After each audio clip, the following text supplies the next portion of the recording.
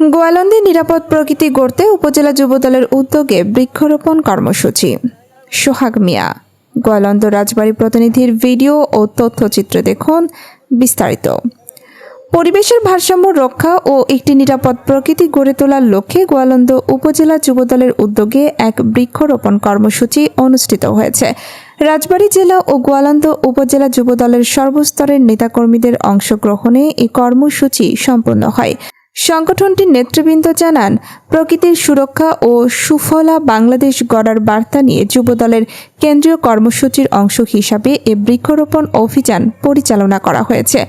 উক্ত বৃক্ষরোপণ অনুষ্ঠানে গোয়ালন্দ উপজেলা যুবদলের আহ্বায়ক ফারুক দেওয়ানের সভাপতিত্বে অনুষ্ঠানে প্রধান অতিথি হিসাবে উপস্থিত ছিলেন রাজবাড়ী জেলা যুবদলের আহ্বায়ক খায়রুল আনাম বকুল।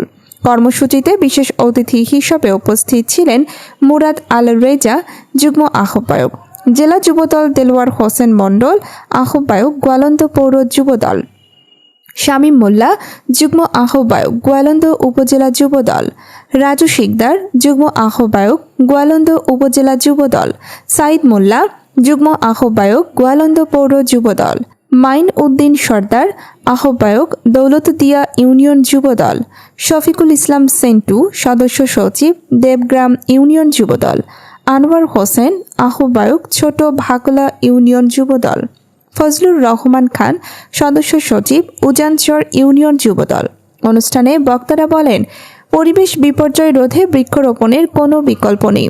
জলবায়ু পরিবর্তনের প্রভাব থেকে দেশকে রক্ষা করতে রাজবাড়ীর প্রতিটি ইউনিয়নে বেশি বেশি ফলজ, বনজ ও ঔষধি গাছ লাগানোর জন্য যুবদলের নেতাকর্মী ও সাধারণ মানুষকে উদাত্ত আহ্বান জানানো হয়। বৃক্ষরোপণ শেষে সংগৃহীত বিভিন্ন প্রজাতির চারাসমূহ যত্ন সহকারে পরিচর্যা করার অঙ্গীকার ব্যক্ত করেন যুবদলের স্থানীয় নেতাকর্মী ও সদস্যবৃন্দ।